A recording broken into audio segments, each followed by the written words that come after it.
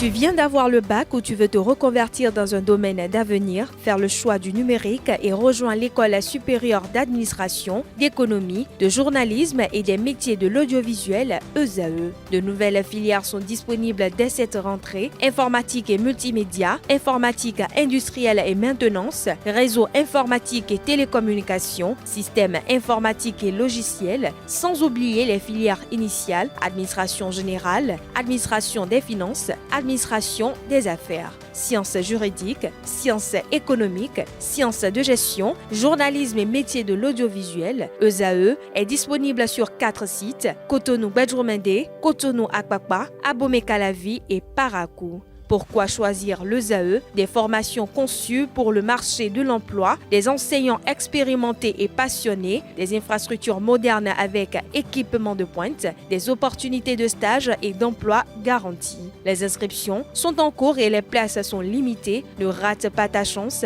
donne vie à tes ambitions avec l'ESAE. Contacte-nous vite par appel ou par WhatsApp au 01 98 98 14 00 ou via email scolarité@esae.bj et visite notre site web www.esae.bj. Ton futur commence maintenant avec l'ESAE. Tu investis dans un avenir professionnel, concret et sécurisé. ESAE, l'excellence à un nom. Lundi 13 avril 2026, mesdames et messieurs, bon après-midi. Vous êtes sur ESAE Télévision. Tout de suite et maintenant, nous allons décrypter l'actualité internationale. Pour en parler, j'ai avec moi Martial Akoté, analyste géopolitique. Bonsoir Martial. Bonsoir Tatiana, bonsoir à nos téléspectateurs. C'est toujours un plaisir d'être sur le plateau des arts. Également avec nous, Adé Bada, juriste et internationaliste. Bonsoir Adé. Bonsoir aux internautes, bonsoir Tatiana, et c'est toujours un plaisir d'être avec vous. La Côte d'Ivoire, l'Iran, la Chine, l'Argentine et le Chili s'invitent au débat, célébration de ses 80 ans. Le parti d'opposition PDCI plaide pour le retour de son président Tidjane Thiam. Le 8 avril dernier, le parti PDCI a soufflé sa 80e bougie.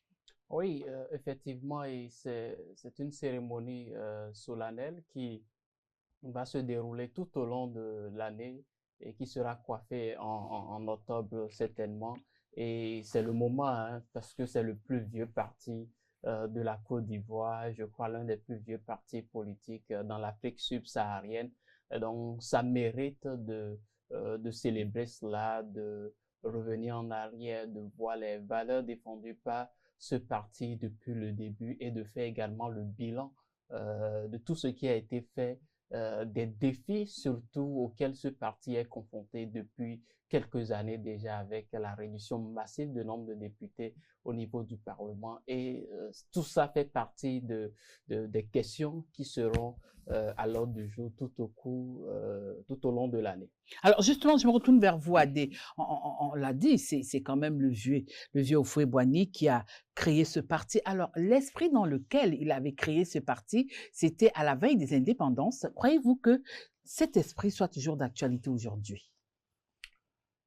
Ben, pour essayer de resituer dans l'histoire, Houphouët-Boigny d'abord, il a été très tôt adoubé par la France, mais à un certain moment, il s'est rebellé parce que c'était un syndicaliste qui a dit, bon, ça ne va pas, il fallait quand même que l'Afrique retrouve ses valeurs et ses couleurs, mais on a tout fait de lui taper sur les doigts. Et en faisant le poids par rapport à ce qu'il pourrait perdre et ce qu'il pourrait sauvegarder pour son pays et l'Afrique, il a essayé de trouver une voie médiane qu'il a cristallisée à travers le parti PDCI qu'il a créé.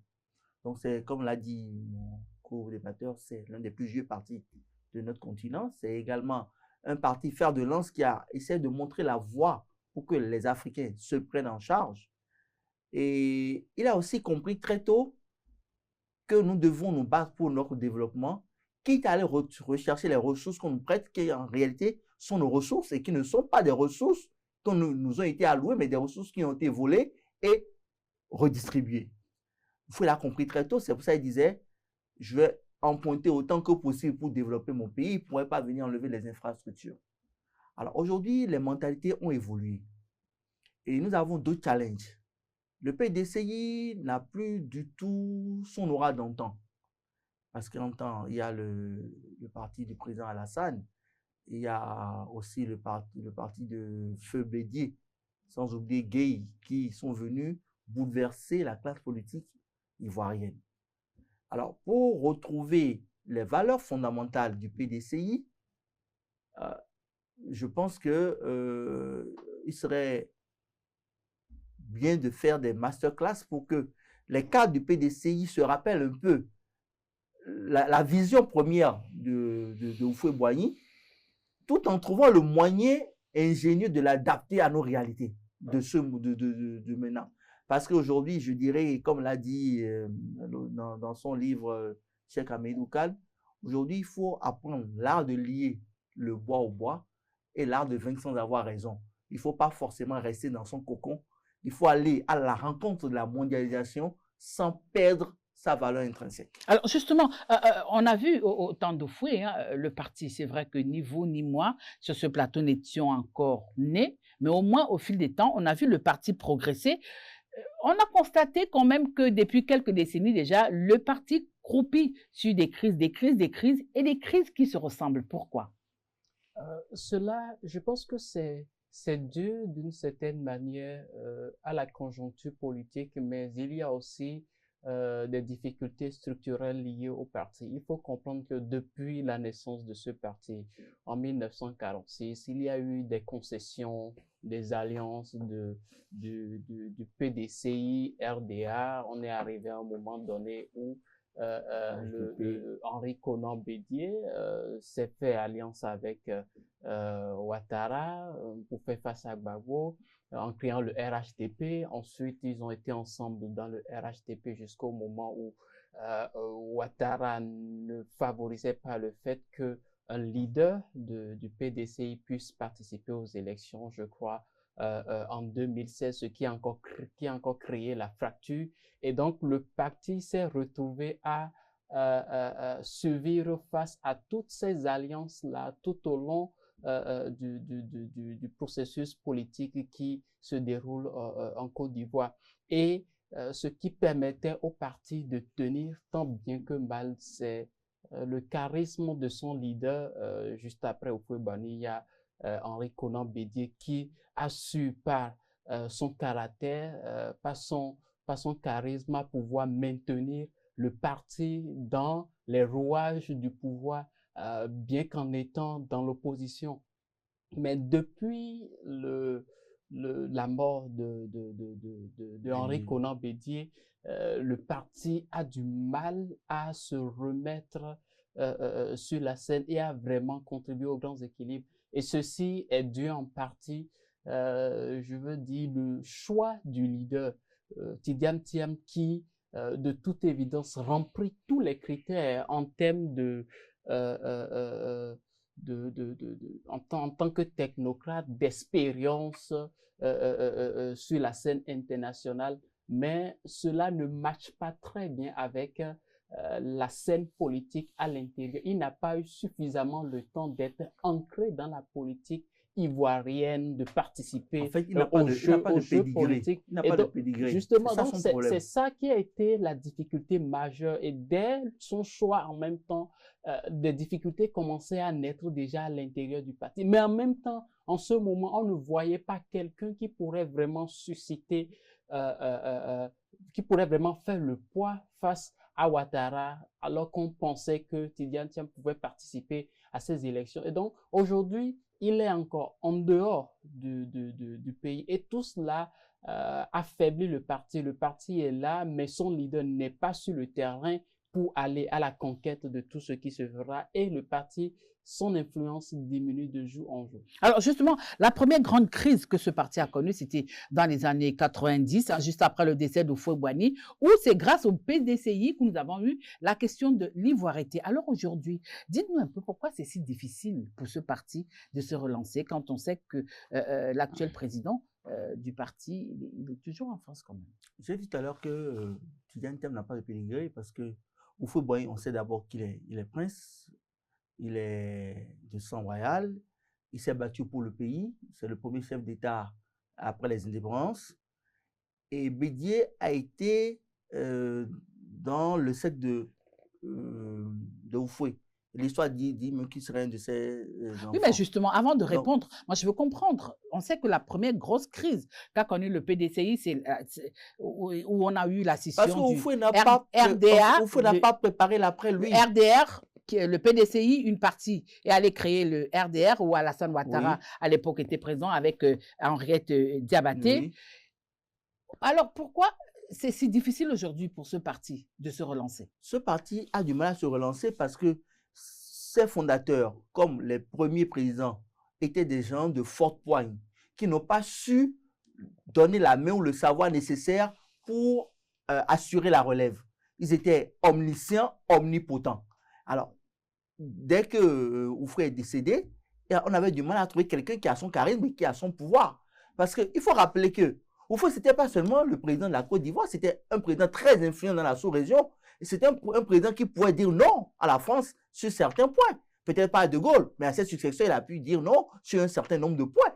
C'est dire que Oufoué avait quand même un charisme hors du commun que les autres n'ont pas pu avoir de par leur position, de par leur formation et de par leur expérience. Mais Oufoué a fait l'erreur d'essayer de rendre tout le monde heureux, mais de ne pas donner suffisamment de pouvoir, de force à ceux qui sont derrière lui pour pouvoir assurer la relève. Alors, au-delà d'Oufoué, il y a eu Henri Konan Bédié qui a joui de l'aura d'Oufoué de par sa proximité avec le vieux. Et avec la naissance de l'ivoirité. Avec la naissance de l'ivoirité, qui en fait est l'expression d'une faiblesse, puisque c'est avoir peur de l'autre, mais cette peur de l'autre ne reflète Oui, mais, que la peur de Alassane soi-même. Ouattara s'est servi de cette même question d'ivoirité. Oui, attendez, qui rit par l'épée, il rit par l'épée. Quand vous donnez une arme à quelqu'un qui veut vous abattre, la personne ne va pas se gêner. Soyons conséquents avec nous-mêmes. Alassane Ouattara, il a profité d'une aubaine qui lui a été offerte le plus facilement possible. Je crois que Gueye aussi est venu enfoncer le clou à l'époque. Donc, aucun pays ne peut vivre en autarcie. On est obligé de s'ouvrir aux autres, surtout avec le mouvement actuel de la mondialisation. Et la Côte d'Ivoire a eu à connaître cette période, disons, un peu noire de son histoire, où ils ont oublié que ce sont les étrangers qui ont construit le pays. On a eu plein de nos grands-pères, de nos pères Dahomey qui ont construit ce pays, qui étaient les médecins, les enseignants et les gros cadres de ce pays-là, comme dans beaucoup de pays en Afrique. Donc, depuis ce moment-là, jusqu'à ce jour, on n'a pas retrouvé une personne qui puisse concentrer en lui le charisme, le savoir-faire, les relations et le pouvoir. D'accord. Tous ceux qui sont présidents, même Tidiane, il n'a jamais exercé le pouvoir. Ça n'a pas été le cas de Foué. Foué a exercé le pouvoir. Bédié a exercé le pouvoir. Donc aujourd'hui, pour que ce parti retrouve ses couleurs, il fallait trouver quelqu'un qui a de la poigne et qui a, comme Tidiane, peut-être devient président de la Côte d'Ivoire un jour pour redonner des couleurs à ce parti-là.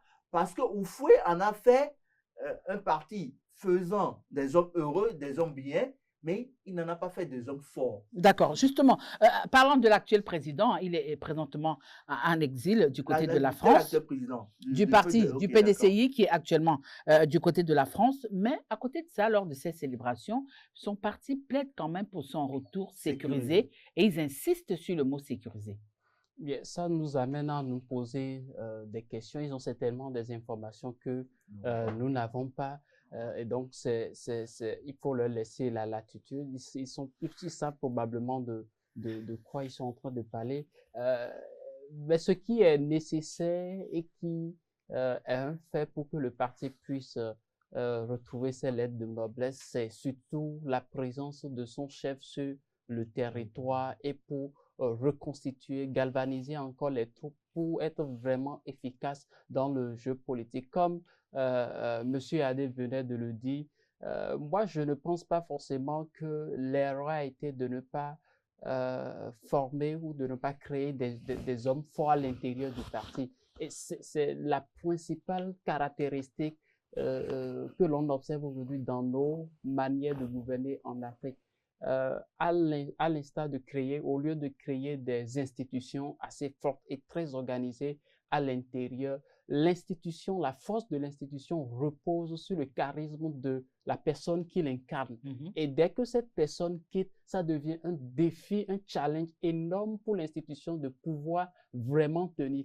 Et ça, c'est quelque chose que l'on observe en Afrique un peu partout et auquel les nouveaux dirigeants qui accèdent à des postes de responsabilité aujourd'hui doivent veiller absolument à ce que le parti soit constaté, que la force du parti vienne du parti, mais pas forcément de la personne qui en a le lead, parce que la personne peut partir à tout moment. Et dès que la personne part, le parti se retrouve, ou l'institution se retrouve en difficulté. C'est exactement ce que l'on est en train de constater aujourd'hui au niveau de Tidiane Diaby. Je ne veux pas dire qu'il ne manque pas des relations sur le plan des affaires, oui, sur le plan des affaires, sur le plan des capacités techniques à pouvoir diriger le pays. Je ne doute pas absolument, mais l'essentiel que requiert cette fonction, ce leadership, ce poste de leadership, il ne l'a pas encore. C'est déjà les liens, le charisme. Oui, mais est-ce que c'est pas la question? Est-ce que c'est pas la question de l'ivoirité qui le poursuit quand même? On l'a quand même vu, hein, lorsque il a voulu se présenter lors de la dernière présidentielle en Côte d'Ivoire, où ce mot est ressorti. Oui, ivoirité. Oui, je pense que c'est l'une de ces vulnérabilités ajoutées au fait que il ne semble pas encore avoir l'étoffe de pouvoir gérer le pays. Ça fait partie de l'un des éléments.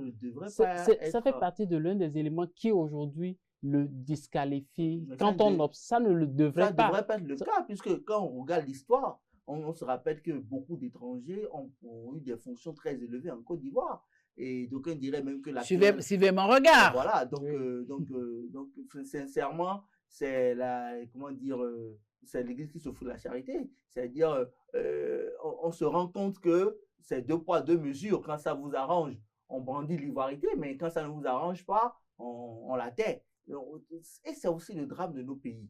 Il faudrait qu'on commence par mettre en exergue des compétences, qu'on commence par soutenir les gens capables, au lieu de soutenir les gens qu'on estime aimer et qui sont les nôtres.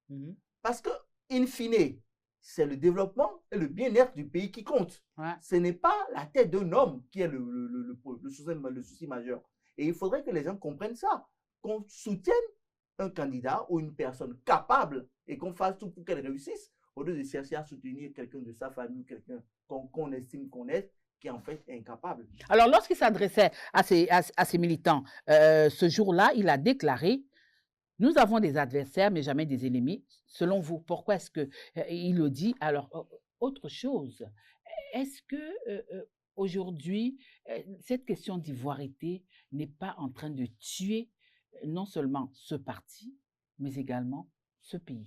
Oui. Sur la première partie de la question, je pense sincèrement que...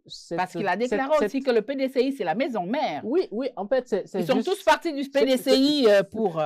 C'est de là qu'est parti, hein, tous les autres partis essentiellement. Je pense que sa déclaration de ne pas s'engager dans une logique de rapport de force. Dans un bras de fer. Voilà, dans un bras de fer. Parce qu'on a vu les membres du RHDP qui étaient présents ce jour-là. Voilà, il y a des partis, il y a des personnes à l'intérieur de ce parti qui sont constitués, qu'on peut considérer comme des noyaux durs, ceux qui voudraient tenir les choses par la force. Et là, il a eu l'ingéniosité de quand même gérer ces ardeurs-là, ce qui incarne pleinement le fond du parti. Hein. Le Houphouët-Boigny, il œuvrait pour la paix, justement, et ça, c'est un héritage fondamental du PDC, et dont se réclament aujourd'hui pour la plupart les autres partis, que ce soit l'héritage de Houphouët-Boigny est aujourd'hui réclamé par Ouattara lui-même et par les autres. Et donc, ça, c'est le message de dire que nous sommes ouverts, nous sommes accessibles, nous pouvons régler nos difficultés de façon pacifique, parce que si l'on note pour l'autre aspect, on ne sait pas comment est-ce que ça se termine quand on a vu tout ce qui s'est passé déjà en 2010. Maintenant, la question de l'ivoirité, ça c'est une difficulté que les Ivoiriens doivent absolument foncer aujourd'hui. Ça ne doit pas faire l'objet d'une arme que l'on utilise au moment où ça nous arrange. Ce serait l'idéal, mais ce n'est pas ça. Ça se brandit à chaque bout de... Oui, le fait est que le fait de brandir à chaque fois au moment où l'on l'estime nécessaire, cela, c'est une épée Damoclès sur notre tête. Parce qu'à tout moment, les choses peuvent échapper à tout contrôle. Comme je dis, c'est une faiblesse. Oui, quand on a peur qu'on exige ce genre d'arme. Justement, donc il faut ce consensus-là, il faut veiller à ce que cette notion-là puisse s'altérer avec le temps. Et pour le faire, et pour le faire, il faut que tous les partis politiques se mettent ensemble et travaillent pour que cela puisse arriver. Et je pense que la meilleure personne qui est en position aujourd'hui de tendre la main, de favoriser le début de cela, je pense que c'est Ouattara, c'est lui qui a les clés aujourd'hui, vu que l'autre parti est très ouvert à cela. L'autre partie nous conduit du côté du Moyen-Orient, plus précisément en Iran, pour le passage au détroit d'Ormuz. Téhéran pourrait imposer un droit de péage en crypto-monnaie. Le détroit d'Ormuz, le nerf du conflit actuel au Moyen-Orient, a dit. Oui, le détroit d'Ormuz est le nerf du conflit parce que c'est un détroit vraiment incontournable pour tous les navires qui vont s'approvisionner en pétrole. Et on sait aujourd'hui que le pétrole, c'est la source d'énergie la plus utilisée, donc qui est très prisée. Alors, l'Iran a compris que la guerre se passe sur tous les fronts. Ils ont même envisagé couper Internet parce que les câbles sous-marins, ils peuvent couper et on n'aurait pas Internet, mais ils n'ont pas encore mis en application. Dieu merci, Inch'Allah, ce ne sera pas le cas. Et l'Iran s'est retrouvé un peu acculé parce qu'il y a les États-Unis, il y a Israël, il y a certains pays du Golfe qui s'en prennent à l'Iran, qui, quoi qu'on dise, est le deuxième pays producteur de pétrole dans le monde. Donc, c'est une manne financière, une richesse énorme que concentre l'Iran. Et tout le monde veut contrôler ça. Au-delà des, comment on appelle ça, des condamnations concernant l'enrichissement d'uranium et consorts, il y a quand même le pétrole. Et au-delà du pétrole, il y a la guerre entre l'Occident et l'Orient, notamment les États-Unis et la Chine. Donc, l'Iran essaie de trouver tous les moyens pour contourner les mesures mises en place par les Américains et les Occidentaux en général, et aussi pour rappeler qu'on doit compter avec lui au niveau de la table de négociation. Le détroit d'Ormuz, quand c'est contrôlé par l'Iran, et quand ils imposent un droit de péage, surtout en crypto-monnaie, pour éviter que cela soit gelé, contrôlé, ou que l'extérieur ait un pouvoir sur ce paiement-là, c'est également une manière de dire, non seulement nous sommes sur notre territoire, mais nous imposons nos règles. D'accord. Et les autres pays occidentaux, les bateaux, à quel que soit leur pavillon, sont obligés de se conformer à ça. Les bateaux vides pourront passer, mais les bateaux qui ont des contenus, c'est $1 par baril. Alors, oui, mais ce n'est pas encore décidé. Je vais revenir vers vous. Hein, mais il faut voir la manne financière qui entre.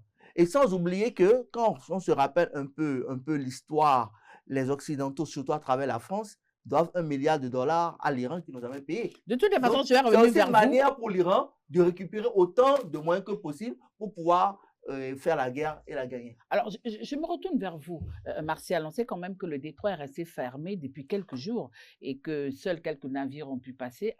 Donc des navires africains. À l'heure actuelle, qui sont les maîtres réels du détroit?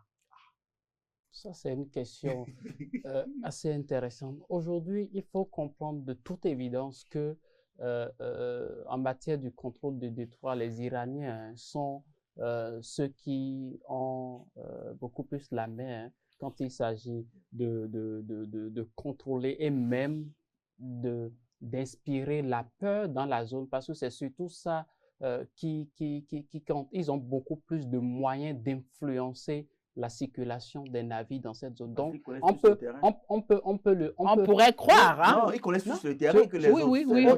Aujourd'hui, il faut définitivement comprendre que le détroit d'Ormuz est contrôlé d'une manière ou d'une autre par les Iraniens. Ils ont beaucoup plus d'emprise sur le détroit d'Ormuz.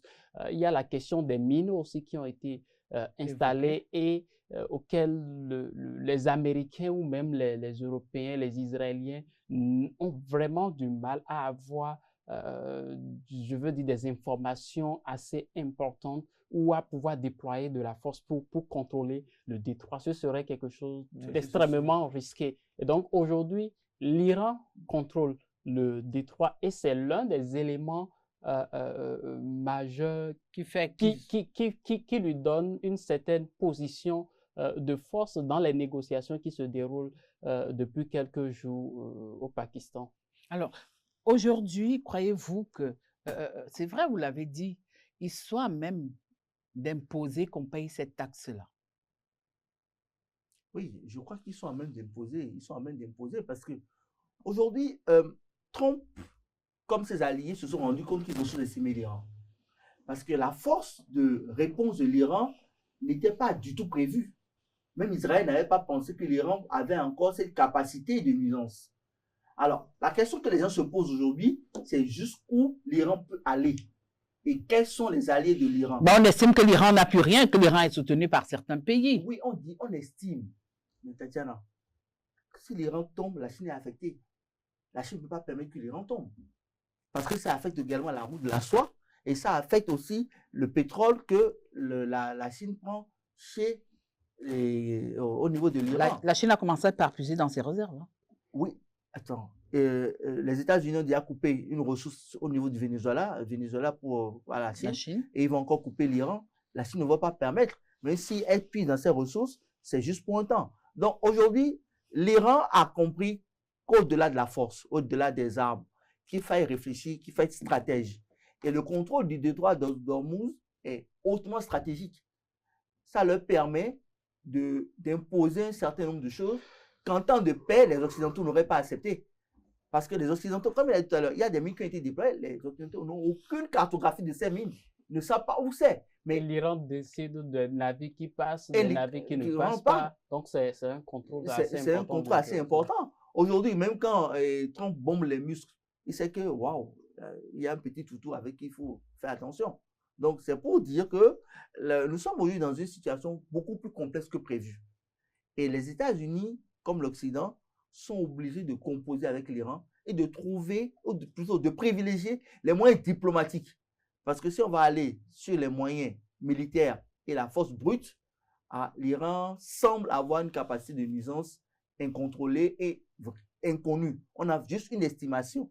Parce que les derniers missiles qui ont été tirés étaient sous terre. On a jamais pensé qu'ils avaient encore ce genre de missiles. Donc, Tatiana, qu'est-ce qui nous prouve qu'ils n'en ont pas d'autres?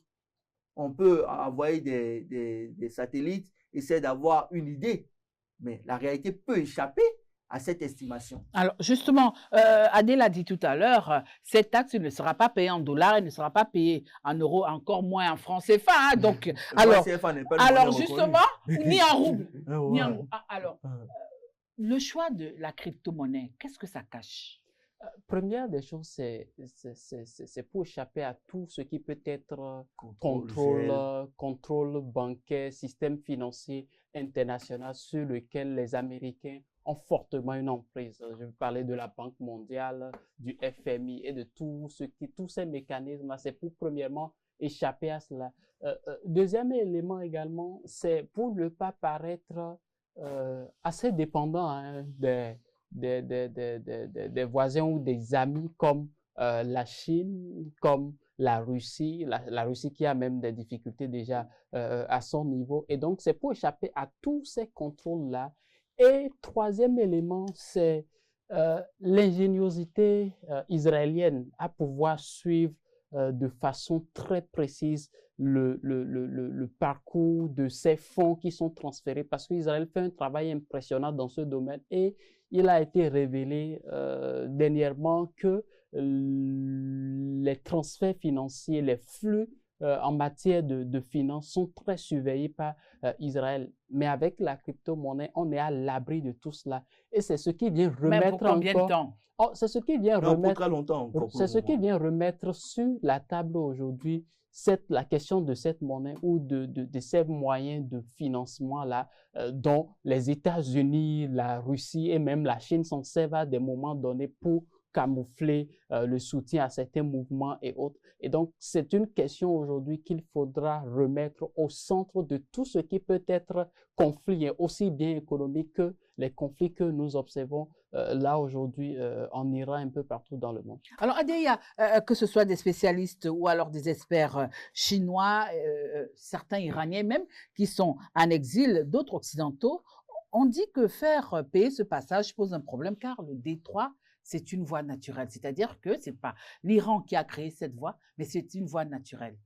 Oui, c'est pas comme le détroit d'Ormuz, c'est une voie naturelle. Oui, c'est pas comme le canal de Panama, ou bien le canal de Suez. Mais vous voyez, c'est une voie naturelle. En matière de droit international, tout le monde devrait y avoir un libre accès. Mais aujourd'hui, nous sommes dans une situation particulière parce que nous sommes en situation de guerre. Et tous les pays qui ont une souveraineté veulent défendre leur territoire bec et ongle. C'est le cas de l'Iran aujourd'hui par rapport au détroit d'Ormuz qui entre d'une certaine manière dans leur territoire. Donc, ça entre, mais ce n'est pas leur patrimoine. Ce n'est pas leur patrimoine, c'est un patrimoine commun. Mais aujourd'hui... Vous et moi aussi, on peut avoir accès. Normalement.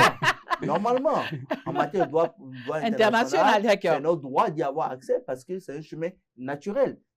Personne n'a œuvré pour ça. À partir du lac Nokoué, c'est ça?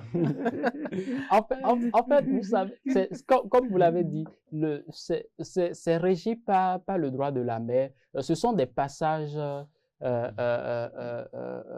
pour le commerce qui sont reconnus internationalement. Donc, le fait de bloquer aujourd'hui d'une quelconque manière le détroit d'Ormuz, le problème, c'est qu'ils seront tous affectés, y compris les Iraniens même. Hein? C'est une violation du droit international. Mais cette guerre, quand elle a été déclarée, quand on observe tout ce qui, la manière dont la guerre a été déclarée, ça viole tout autant le droit international que ce que l'Iran se fait. Donc, chacun des acteurs s'inscrivent aujourd'hui par rapport au droit international, c'est carrément mis de côté. Maintenant, l'autre élément qu'il faut mettre en exergue, c'est que nous sommes dans une guerre asymétrique et donc l'autre adversaire qui n'a pas la puissance militaire impressionnante de pouvoir déployer des destroyers, des navires, des porte-avions partout, a quand même des leviers très importants qui affectent le monde entier et qui stimulent à l'intérieur des États-Unis et même des Européens de la peur. Oui. Et tout ça, c'est l'autre moyen de pouvoir, voilà, c'est l'autre moyen de pouvoir résister face à l'adversaire.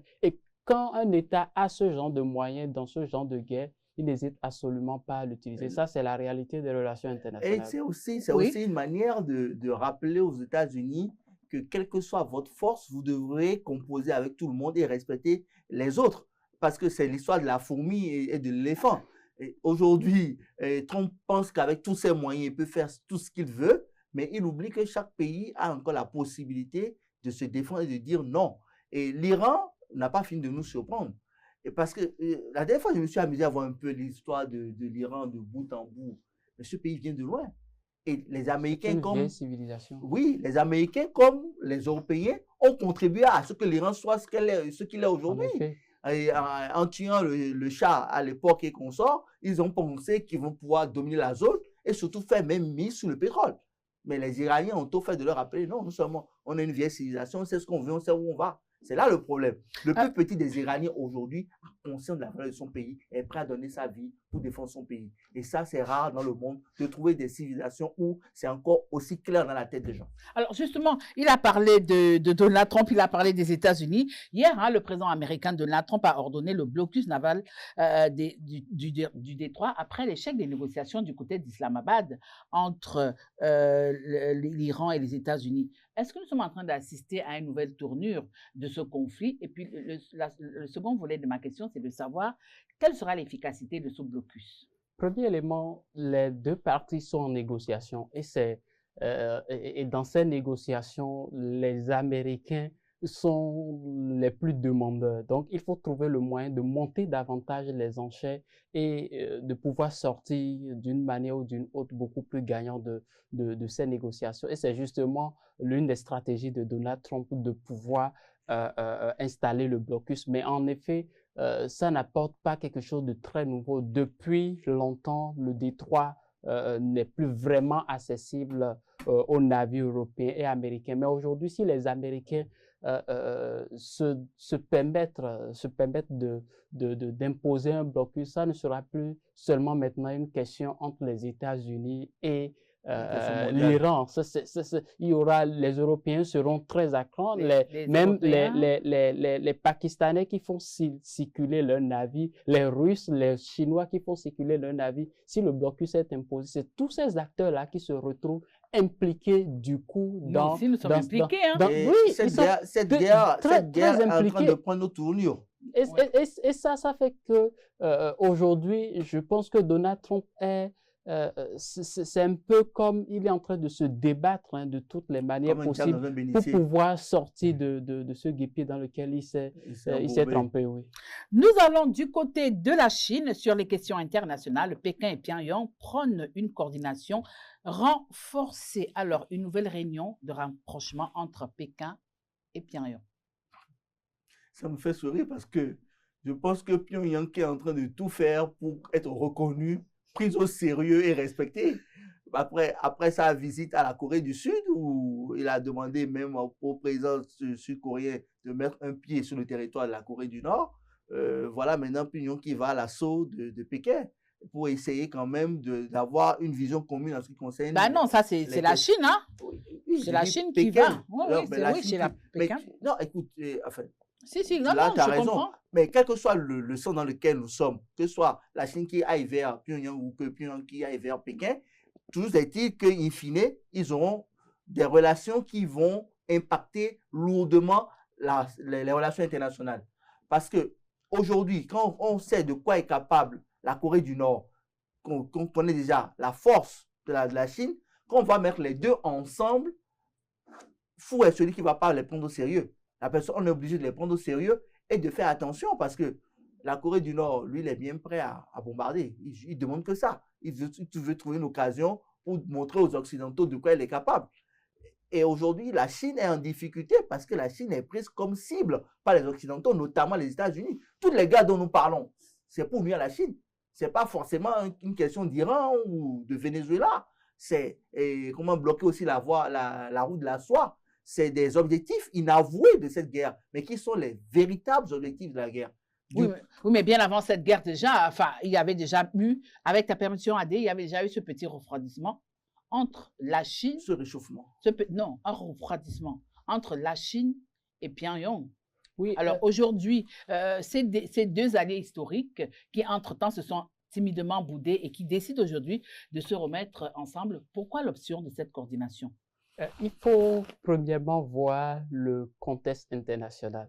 Cette visite du chef de la diplomatie chinoise à Pyongyang est la manifestation premièrement de la rencontre trilatérale qu'il y a eu entre la Chine, la Russie, la Corée du Nord en décembre 2025. C'est la matérialisation, c'est la continuité de décisions qui ont été prises. Ça, c'est le premier élément. Le deuxième élément qu'il faut mettre en valeur ici, c'est le fait que en mai, je crois, il y aura un grand sommet Xi Jinping, Trump. Donc, et Trump n'a pas manqué d'exprimer sa volonté de reprendre les pourparlers avec Pyongyang. Donc, premièrement, c'est dans cette logique également que la Chine pourrait se rendre à Pyongyang pour déjà aligner les positions et voir dans quelle mesure gérer la question du sommet avec Donald Trump pour ne pas avoir des surprises, parce que Pyongyang aussi... Oui, mais avec ta permission martiale, entre-temps, nous avons assisté à un rapprochement entre la Corée du Sud, et la Russie, au détriment de la Chine. Oui, justement, ça c'est l'autre aspect de la question que je vais aborder. Aujourd'hui, la Chine est un peu inquiète de l'influence que la Russie est en train d'exercer sur la Corée du Nord. Premièrement, à travers l'envoi des soldats pour aller combattre en Ukraine, les fournitures d'armements sophistiqués qui sont fournies suffisamment à la Corée du Nord aujourd'hui, et également un début d'échange économique qui commence à fluctuer. Et ça, c'est l'un des éléments que la Chine ne voudrait forcément pas apprécier, que la Corée du Nord commence à dépendre beaucoup plus de la Russie. Ça, c'est le premier élément. Le deuxième élément ici, c'est aussi une affaire de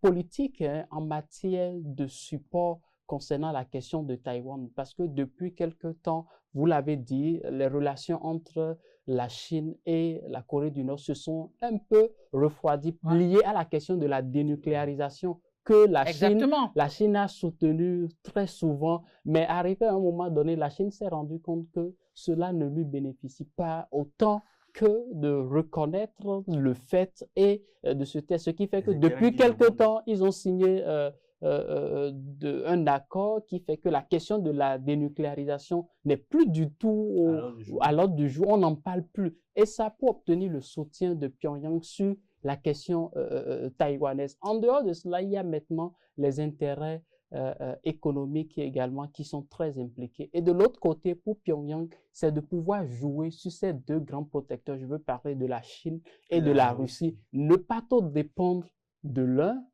comme de l'autre, mais de pouvoir tirer le meilleur parti des deux acteurs. Alors, oui, mais est-ce qu'aujourd'hui, parlons vrai, est-ce qu'aujourd'hui la Corée du Nord aussi n'est pas fatiguée d'être toujours pointée comme étant le mauvais élève de cette partie du monde-là? Est-ce qu'aujourd'hui la Corée du Nord ne veut pas aussi avoir des liens avec les autres pays occidentaux? Parce que nous avons vu, lors des tensions sino-japonaises, Pyongyang est resté mesuré dans son soutien à la Chine. Oui, mais il faut remarquer que Pyongyang, depuis un moment, demande certaines reconnaissances au niveau du nucléaire. Et cette reconnaissance n'est pas encore arrivée. Et Pyongyang fait des efforts pour aller vers la Corée du Sud, qui est occidentale. Et comme elle a dit tout à l'heure, Pyongyang a pu avoir la Chine et la Russie. Donc, il joue sur deux tableaux. Alors, aujourd'hui, la situation est telle que Pyongyang cherche à s'affirmer. Et pour s'affirmer, d'après les réalités géostratégiques du moment, il a besoin de l'appui de chacun et qu'il soit adoubé par certains pays de la zone. Alors, le désir de Trump de reprendre la négociation avec Pyongyang, c'est déjà un début de reconnaissance de la Corée du Nord en tant qu'une certaine puissance qu'on ne peut pas ignorer. Parce qu'aujourd'hui, dans le monde dans lequel nous sommes, malheureusement, le droit international est en train de disparaître au profit de la force. Donc, tout le monde veut développer au maximum sa force, quitte à ne pas vivre dans la vérité et à exercer la force pour avoir ce qu'on veut. Mais malheureusement, ce n'est pas la meilleure manière pour nous de nous en sortir en général, parce que si on le fait comme ça, bientôt, les pays comme les nôtres vont complètement disparaître ou seront vassalisés. Alors, pour sortir de ce sujet, en tant qu'analyste géopolitique, qu'est-ce qui explique selon vous le fait que les deux pays mettent plus l'accent sur les questions internationales? Oui, la Chine sera à même de parler au nom de la Corée du Nord en tant que qu'est-ce qu'il y a, même si ses intérêts sont menacés? Oui, je pense qu'aujourd'hui que les questions internationales, surtout quand il s'agit de la région de l'Asie, la Corée du Nord a une capacité de nuisance donnée et ça c'est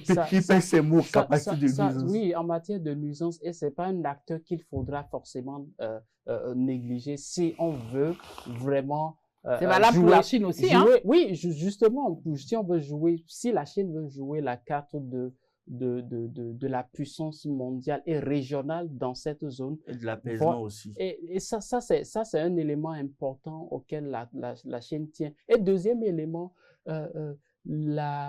l'affaiblissement de la Corée du Nord n'est absolument pas dans les intérêts de la Chine, parce que un affaiblissement de cet État va du coup supposer une présence américaine forte dans la zone, ce que les Chinois ne veulent absolument pas. C'est pourquoi ils tiennent absolument à maintenir cette relation particulière et privilégiée avec Pyongyang. C'est pourquoi la question de la dénucléarisation est écartée et dans le cadre de leur relation, pouvoir élargir leur influence, parce que l'autre concurrent également dans ce jeu, c'est bien sûr la Russie. Dernier sujet de cet après-midi, Argentine-Chili, intensification des liens entre les chefs d'État argentins et chiliens. Première visite officielle du président chilien, son choix s'est porté sur l'Argentine. Oui, les deux sont d'extrême droite, c'est des amis de Trump. C'est eux qui pensent que il faut, avec la violence et l'argent, tout est possible. Mais il faut remarquer que c'est des pays historiquement très proches et l'un a copié l'autre en matière de gestion de budget. Et c'est des pays qui se battent également pour imposer leur point de vue dans leur zone. Alors, l'Argentine et le Chili, les deux présidents étant du même bord idéologique, et par rapport également à la situation géopolitique, surtout les relations internationales que nous vivons de nos jours qui sont très tendues, l'Argentine et le Chili ont au fait de comprendre qu'une association va assurer beaucoup plus leur viabilité, quoi. Le fait qu'ils puissent aller de l'avant. Et comme aujourd'hui, ils ont également un mentor en la personne de Trump qui est tout feu, tout flamme, ils se disent que c'est le moment pour pouvoir poser des actions fortes et le faire en commun leur permet d'avoir une griffe plus de points. Alors, on a vu du côté du vieux continent, quelqu'un qui croyait avoir aussi du soutien de Trump, mais qui a perdu les élections. Il sait de quoi je parle, mais ce n'est pas le sujet cet après-midi. Non, c'est vraiment pas le sujet. Alors, comment expliquez-vous l'avancée de l'extrême droite au niveau de l'Amérique latine, quand on sait quand même que quand on parle de l'Amérique latine, on voit plus le social en avant? Oui, en fait, c'est le nouveau jeu de la scène internationale aujourd'hui. Ce n'est pas seulement en Amérique latine. Les questions de montée d'extrême droite, c'est un peu partout dans le monde, même en Europe. Premièrement, Pas parce encore que... ici. Mais ça tend à venir. Non, on aura du mal à cause de notre communautarisme. Le premier élément, c'est qu'aujourd'hui, les questions internationales sont beaucoup plus orientées vers les questions sociales. Ce sont des frustrations sociales longtemps ruminées, liées au déploiement de la force, de la puissance à travers le monde, qui a suffisamment aujourd'hui fait que du point de vue social, il y a une certaine déchirure au niveau des communautés. Et donc, dans cette logique, quand on observe bien les partis... Donc, vous voulez dire qu'aujourd'hui, en Amérique latine, le peuple est prêt à accepter, le peuple rejette plus les prolétaires, mais non pas accepter la classe bourgeoise. En fait, c'est pas exactement ce que je veux dire, mais ce que je veux dire, c'est que aujourd'hui, ces partis d'extrême droite sont en train de capitaliser sur les difficultés vécues par les populations aujourd'hui liées aux frustrations de plusieurs années en arrière pour pouvoir se mettre sur la scène et leur montrer qu'ils sont en mesure d'apporter une nouvelle alternative. Mais je ne pense pas aujourd'hui que ce soit la meilleure solution qu'on puisse apporter. Ce n'est pas en renvoyant les migrants, des milliers de migrants qui viennent chez vous que vous réglez la situation. Au contraire, vous attisez encore cette volonté de pouvoir se déplacer, de pouvoir s'en sortir. Et ça change carrément la manière de gérer les affaires. Aujourd'hui, cette montée de